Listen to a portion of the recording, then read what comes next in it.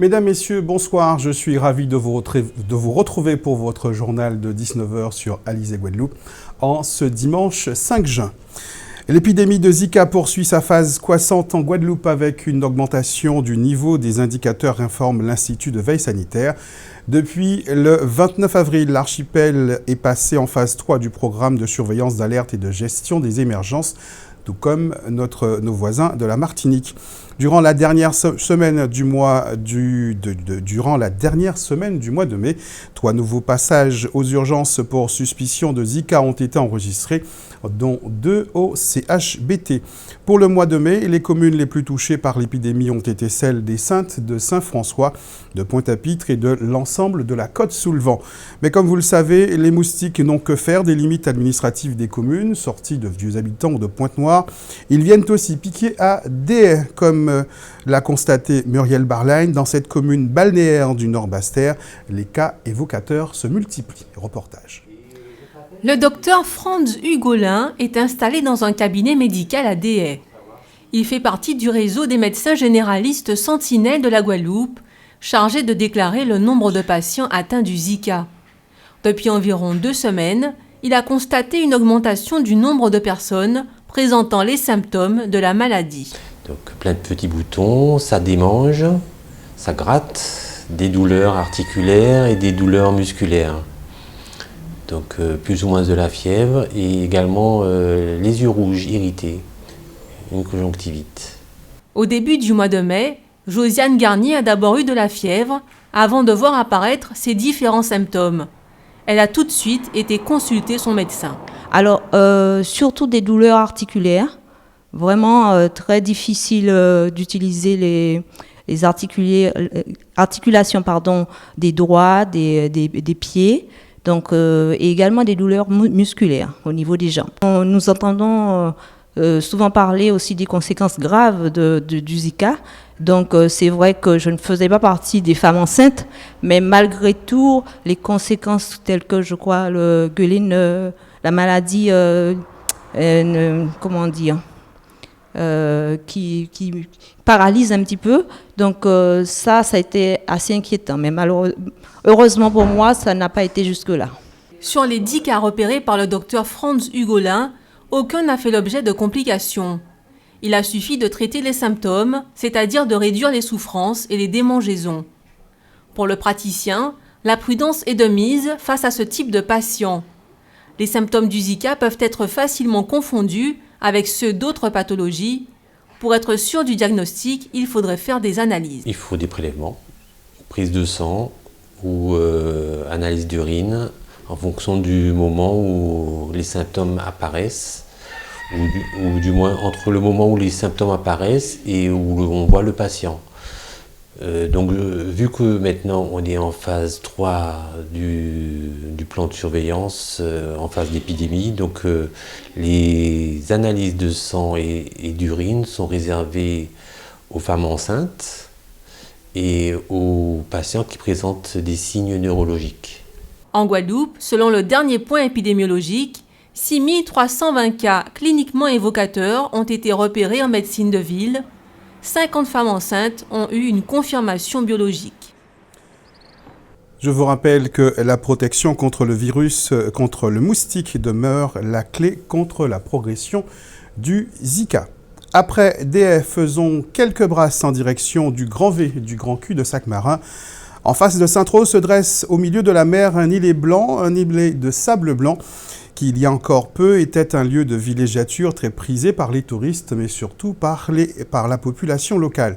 Mais avec les fortes houles et certainement aussi l'action de l'homme, ce petit paradis planté de nombreux cocotiers est presque devenu une île déserte appelée à disparaître. Pour éviter ce scénario, des amoureux des lieux et d'autres bénévoles d'associations de protection de l'environnement se mobilisent pour sauver l'îlet Carrette de la disparition. Une mobilisation qui passe aussi par les plus jeunes. C'est le sens de la journée découverte organisée et offerte récemment à 150 élèves de primaire sur le site. Sandales aux pieds, sac à dos bien chargé et caméra à la main, Éric Pommier s'est mêlé à l'expédition. Voilà à quoi ressemble l'île Les Carrettes aujourd'hui. On pourrait presque l'appeler l'île de la désolation, des cocotiers déracinés, décarbés en très mauvais état. Et ici, ces carrés noirs submergés par la mer ne sont autres que les fondations en ciment d'anciens carbés. Autrement dit, à une époque pas si lointaine, on marchait encore sur le sable à ce niveau. L'érosion due aux fortes houles du nord, montée des eaux ou tout simplement l'usure du temps sont autant de facteurs qui ont porté préjudice à l'îlet, aujourd'hui sérieusement menacée. Cette réalité, il fallait que les Guadeloupéens la voient, d'où cette opération de sensibilisation, cette fois réservée à un très jeune public. Ce sont les élèves de l'école privée de Sainte-Marie-la-Croix qui ont eu ce privilège. Ils étaient 150 nouveaux témoins d'une catastrophe annoncée. Est-ce que vous savez pourquoi vous êtes là aujourd'hui? Oui. Alors dites-moi pourquoi. Pour sauver l'île Les Carrettes. Ça veut dire quoi, sauver l'île Les Carrettes? Pour replanter des cocotiers, pour la remettre, comme avant. Pour la remettre en vie. Absolument, ils sont très touchés. Ils se rendent compte que quand je leur dis comment je suis venue à l'île Les Carrettes il y a à peu près 20 ans, comment c'était, je leur ai montré une photo et ce qu'ils voient maintenant, ils veulent vraiment travailler à sauver et surtout à laisser pour leurs enfants. Ils parlent déjà de leurs enfants, vous voyez. Qu'est-ce que vous faites là les enfants? On fait un trou pour planter des cocotiers. Replanter. La mission relève de tout un symbole. Ce sont des cocotiers qui fleuriront à des endroits bien précis pour redonner à l'îlet son cachet d'antan, une trentaine au total. En fait, ce sont des cocotiers qu'on a récupérés dans une cocoterie issue d'une mangrove pour que le cocotier soit déjà habitué au milieu salin, en fait. Et tu vois, il a déjà une bonne taille. Donc c'est pour ça qu'on a amené des piquets. C'est pour pouvoir les tenir, pour que le vent ne les fasse pas tomber le temps qu'ils poussent, que les racines prennent. Et on a fait très attention à récupérer les racines, tu vois, avec un petit peu de terreau autour. Voilà. Pas de temps mort, les élèves se sont tous mis à la tâche, tous sensibilisés à une île que certains découvraient, d'autres en avaient gardé le souvenir d'un îlet à la végétation luxueuse. Eh bien, la dernière fois que je me suis venue, il y avait vers 7 ou 8 cocotiers, et maintenant il n'en reste plus qu'un seul. Et il y a beaucoup moins de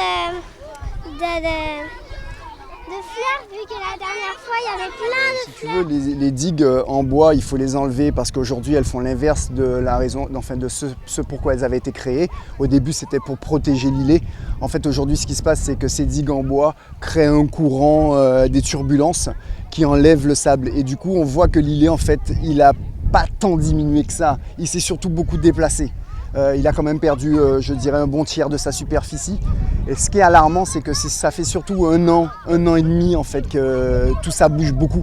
L'îlet aujourd'hui ne s'étend que sur 150 mètres de longueur, sur environ 40 mètres de largeur. La sauver aujourd'hui, c'est créer cette chaîne de solidarité qui comprend tous les citoyens de Guadeloupe sans exception. Ça donne une bouffée d'oxygène, hein, et puis c'est pour eux, et puis c'est bien, ils sont sensibilisés au patrimoine de leur pays. Et c'est ce qu'il faut, c'est important. Donc il faut qu'il y ait quelques adultes, c'est comme ça, qui les encadrent et qui leur montrent ce qu'il y a à faire. Une action relayée par les réseaux sociaux est d'ores et déjà en place. Objectif, récolter des dons par le processus du financement participatif, ainsi obtenir les 1 million d'euros escomptés pour débuter la phase 1 des travaux. En cas contraire, l'île sera condamnée à disparaître définitivement avec toute son histoire et un nom carrette, symbole de paradis, que l'on doit à une espèce de tortue marine, la tortue carrette. Dans le conflit du SIAG, les discussions se sont poursuivies jusqu'en milieu de soirée hier et ont finalement échoué. Et le mouvement de grève des agents se poursuit donc. Une nouvelle rencontre sous l'égide du préfet est programmée d'ici mardi. Mais en attendant, les usagers se demandent s'ils auront de l'eau dans leur robinet. C'est peut-être vers une deuxième semaine sans eau que se dirigent certains, à commencer par les habitants de Sainte-Anne qu'Anne-Elisabeth Arsène a rencontré aujourd'hui. Après une semaine de grève au SIAG, certains clients sont toujours privés d'eau. Une situation qui agace de plus en plus les Guadeloupéens, alors qu'une deuxième semaine de grève semble inévitable. Il y a ceux qui font des réserves. Le monde est embêté. Il y a d'autres moyens de manifester, faire grève et tout, mais pas mettre les gens dans des soucis comme ça là. Manque d'hygiène et de tout, quoi. C'est pas gentil de leur part. Il faut penser aux Guadeloupéens, hein, et aux touristes aussi. C'est pas juste. C'est pas juste. En principe, ils auraient peut-être fait une grève, mais une grève avec des coupures tournantes. Et qui dure moins longtemps. Parce que lorsque les toilettes sont sales, c'est pas agréable du tout. Et ceux qui n'en peuvent vraiment plus de cette pénurie d'eau. Parce qu'on est d'accord, si j'ai pas d'eau, je ne peux pas boire, je ne peux pas me baigner, je ne peux rien faire en fait. On peut faire de la grève, mais on peut trouver quand même un consensus, on peut quand même trouver une porte de sortie, mais sans couper l'eau. Pour moi, l'eau quand même c'est primordial quand même dans la vie de l'être humain. Même quand quelqu'un ne paye pas sa facture de l'eau, on n'a pas le droit de couper l'eau. Il faut trouver quand même une porte de sortie, mais couper l'eau sur un prétexte d'ici ou de ça, moi je suis absolument content. Et après quand même, il faut savoir qu'on est on est dans un pays démocratique, mais la démocratie ne veut pas dire quand même tout est permis. Mais là, je ne sais pas comment est-ce qu'on va faire. Ils ont intérêt à trouver une solution parce que ça fait trop. Ça fait trop. Ça, c'est franchement prendre les gens en otage. Ça, on n'arrive plus à supporter ça.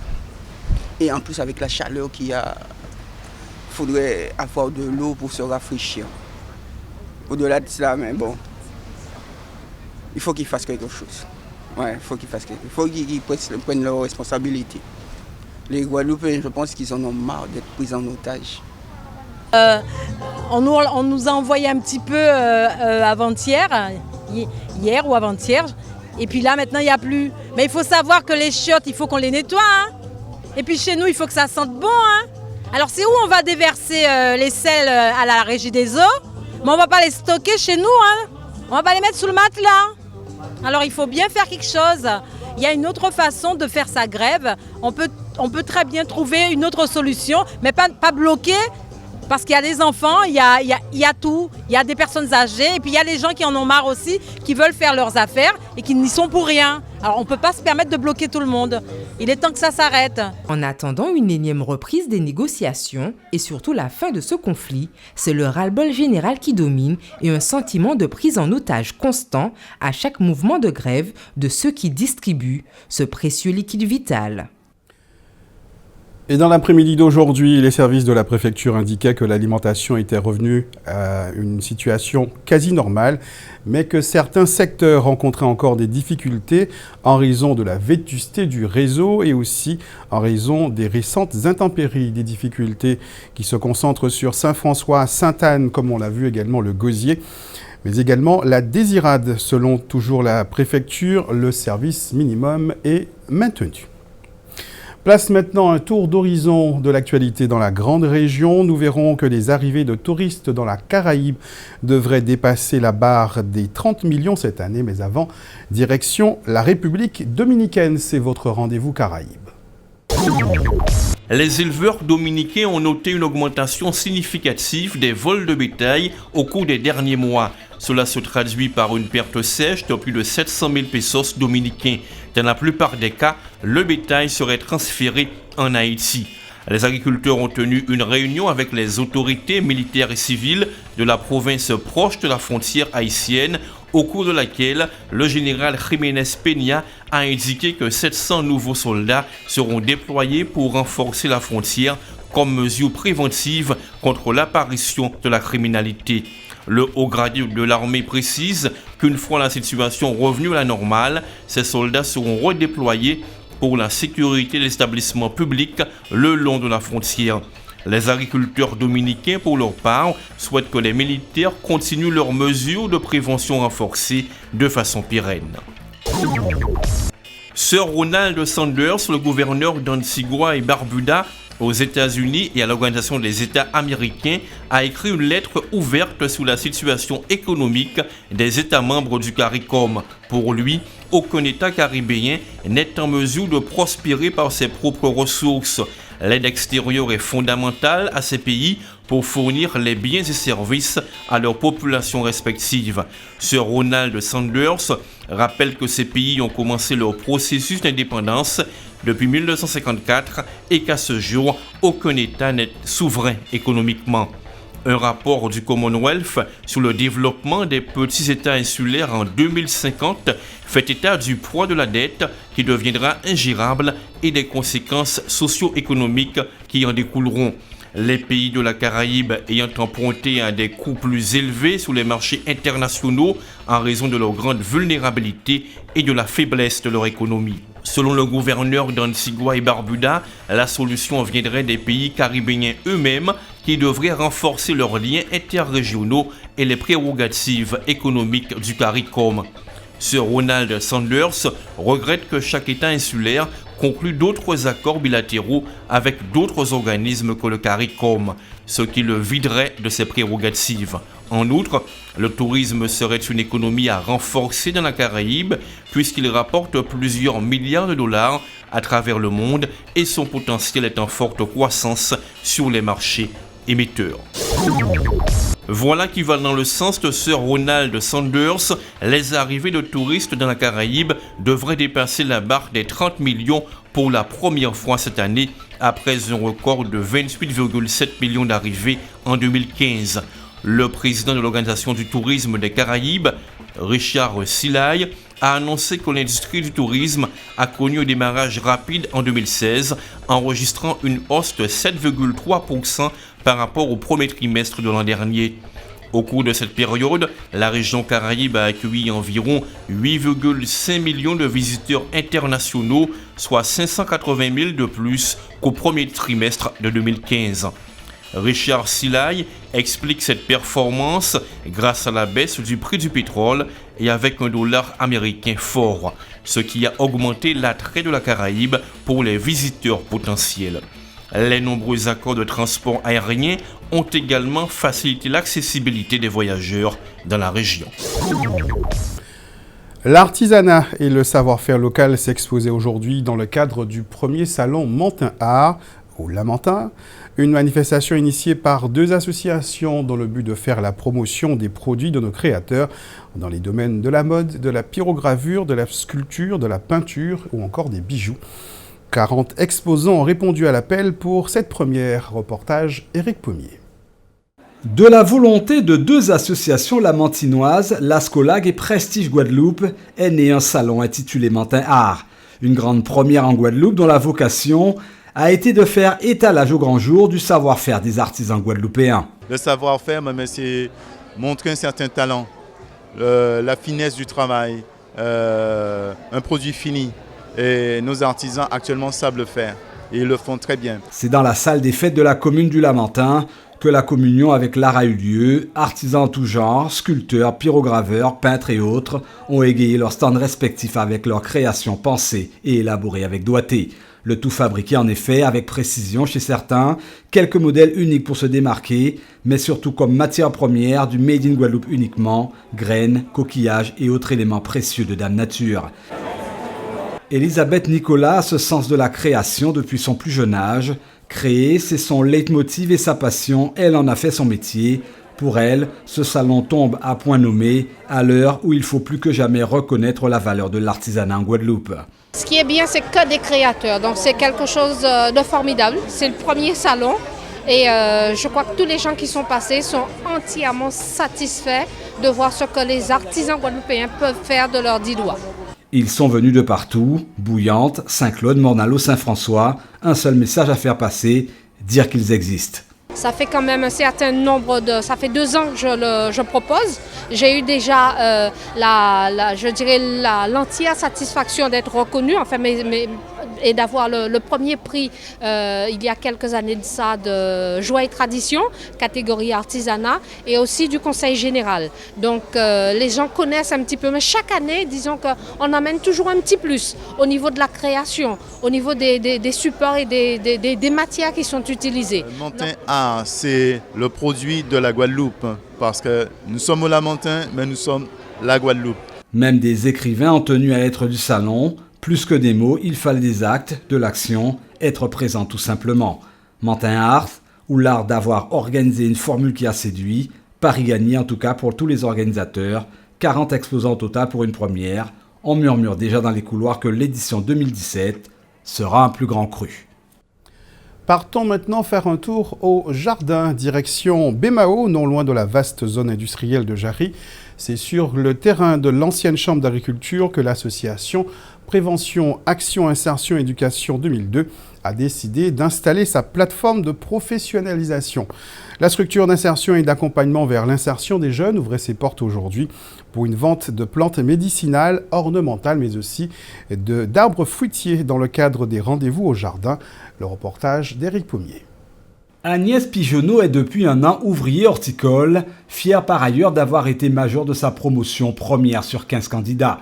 C'est grâce au principe d'insertion mis en place par l'association Paix 2002 à Bémao qu'aujourd'hui, elle compose avec les jardins. En gros, l'amour pour les plantes, en gros, je peux vous dire qu'il y a eu un commencement. C'est-à-dire qu'on nous a proposé une formation et que j'ai accepté. Et puis, ça a débuté comme ça par rapport à cette formation. C'est ici, sur cette plateforme de professionnalisation et d'insertion, qu'Agnès exerce sa nouvelle activité. Il s'agit d'un vaste jardin qui s'étale sur environ 5000 m². On y trouve de tout, de toutes les couleurs, plantes classiques ou médicinales. Et ici, tout est repensé. Le jardin prend de fières allures, les clients prennent plein la vue. Mais moi, du moment qu'on me dit fleurs, je suis déjà sur le charme. Mais en tout cas, franchement, ils sont vraiment enchantés parce qu'on a fait pas mal de belles choses. De belles choses, Agnès ne croit pas si bien dire car pour faire dans le beau, l'association a eu recours à l'imagination par la récupération. Le résultat se passe de tout commentaire, jardin suspendu réalisé avec des palettes ou avec de la tuyauterie. Les visiteurs sont surpris par autant d'originalité. Oui, l'originalité, je crois que c'est pour ne pas trop nous vanter plutôt nos jeunes qui sont en réinsertion. Je crois que c'est une première en Guadeloupe quand même. Selon ce que nous disent nos visiteurs depuis vendredi, que tout le monde est étonné, ils sont allés en métropole. On est fiers, nos jeunes sont fiers. Cette ouverture au public s'est inscrite dans le cadre des journées Rendez-vous au jardin. L'opportunité pour tout un chacun de découvrir le talent de jeunes Guadeloupéens qui se sont découverts avoir désormais la main verte, mais surtout des mains en or. Quelques mots de football pour vous dire que la sélection de Guadeloupe a battu hier soir celle de la Dominique dans le deuxième match du second tour de la Coupe des Nations de la Caraïbe. Les Guadeloupéens gagnent par 2-1, mais ne s'assurent pas pour autant une qualification pour le prochain tour. Il faudra attendre la fin de cette deuxième phase pour les différents groupes pour savoir si les Guadaboys passent le prochain tour. Pour rappel, les Martiniquais qui avaient battu nos joueurs par 2-0 rencontreront les Dominiquais mardi en Dominique. Football toujours, cette fois pour parler d'une autre compétition, la Copa América. La sélection de la République d'Haïti s'est inclinée hier soir face à la sélection du Pérou par 1-0 pour leur premier match de la Copa América. Mais les hommes de Patrice Neveu n'ont pas démérité et ont même fait souffrir les Péruviens. C'est à la 60e minute qu'il a fallu un but de Paolo Guerrero, ancien joueur du Bayern, mais également de Hambourg, pour donner la victoire aux Péruviens. Les Grenadiers, eux, ont manqué l'occasion d'égaliser à la 90e minute. Les Haïtiens tenteront leur chance face aux Brésiliens le 8 juin et face à la sélection d'Équateur, ce sera le 12 juin prochain. Après le football, partons rencontrer des amoureux de la vague qui se sont donné rendez-vous cet après-midi sur le spot du Helleu à Sainte-Anne pour une compétition en famille et intergénérationnelle. Ambiance avec Anne-Elisabeth Arsène. Quoi de mieux pour finir en beauté cette année de cours de surf qu'une petite compétition intergénérationnelle et mixte de surcroît pour taquiner la vague tous ensemble. Et c'est de mélanger un petit peu tout le monde, qu'il y ait un partage entre les petits, grands et puis ceux qui pratiquent à l'année et ceux un petit peu moins. Et comme là on est en fin d'année scolaire, on est quasiment à la mi-juin, fin juin, bon, on fait un rassemblement tous ensemble et qui est une petite émulsion dans le groupe puisque tout le monde se connaît mais ils ne surfent pas tout le temps ensemble. Donc voilà, c'est l'occasion de faire participer un petit peu tout le monde ensemble. Alors l'idée c'est de faire un contest tag team. Tag team c'est par équipe, ça a différencié au niveau des filles, garçons, parents, enfants, plutôt débutants ou confirmés. Donc il y a de tout niveau par équipe et c'est un système de relais. Donc on est à 3 ou 4 équipes selon le nombre de personnes qui participent. Et l'idée sera de démarrer la session en commençant par 2 pompes au bord, de filer à toute vitesse dans l'eau, prendre un maximum de 2 vagues, où on doit essayer de faire une superbe manœuvre sur la vague, ou alors une petite figure de style. Alors moi je fais du surf depuis 4 ans maintenant, Et puis ici, on est tous au LE pour faire une petite compétition sympa. Ça va être fun, on va glisser, tout ça, et on va s'amuser, voilà. À 8 ans, Lia dompte déjà les vagues. Pour Laurie, par contre, qui débute, cette première expérience fut une belle révélation. C'est la première compétition, première vague. C'était super sympa, les vagues sont bien cool. J'ai pas voulu prendre des trop grosses, pas trop loin. J'ai essayé de prendre celles qui... C'était le feeling un peu. Et après, j'ai nagé et je me suis dit, bon, je me tente, je me lève. Je savais pas à quel endroit me mettre, mais j'ai fait au feeling et ça a été très bien. Ça m'a vraiment plu, je vais recommencer et je reviendrai là, pas de souci. Un peu timide sur les vagues. Après, j'ai eu des vagues un peu dans la tête, mais j'ai toujours tenu et puis je me suis sentie bien pour prendre les vagues. Et puis, l'important, c'est de s'amuser. L'école de Julien Lopin accueille au LE tous ceux qui souhaitent s'initier au surf dès 6 ans. Les parents sont d'ailleurs les bienvenus. Pour ce premier contest, une trentaine d'adhérents étaient présents. Pas de vainqueur à l'arrivée, mais un moment de partage, d'échange et d'entraide autour de leur passion commune, le surf.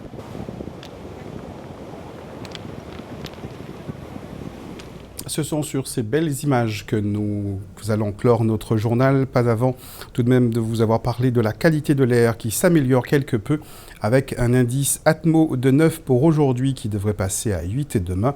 Nous ne sommes plus en alerte rouge, mais désormais en niveau d'alerte orange.